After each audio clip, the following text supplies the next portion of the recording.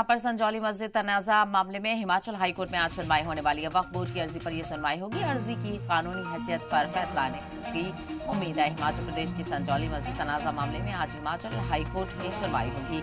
आज हाईकोर्ट में वक्फ बोर्ड की तरफ से दायर अर्जी पर सुनवाई होनी है। निचली अदालत पहले ही मस्जिद को गैर कानूनी करार दे चुकी है, जिसके खिलाफ वक्फ बोर्ड हाईकोर्ट पहुंचा है। शिमला जिला अदालत ने गैर कानूनी तामीरात को हटाने के अहकाम जारी किए हैं। तो आज इस मामले को लेकर भी सुनवाई होने वाली है। देखना बेहद अहम होगा कि इसमें क्या कुछ तफसीला निकल कर सामने आता है। तो हिमाचल में संजौली मस्जिद तनाजा लगातार बना हुआ है, हंगामा लगातार जारी है, हिंदू फरीक की तरफ से एहतजाज भी लगातार किया जा रहा है। तो वहीं इस मामले को लेकर वक्फ बोर्ड की तरफ से अर्जी दाखिल की गई है हिमाचल हाईकोर्ट में और इस अर्जी पर सुनवाई होगी और इसकी एक कानूनी हैसियत पर भी फैसला आने की उम्मीद है।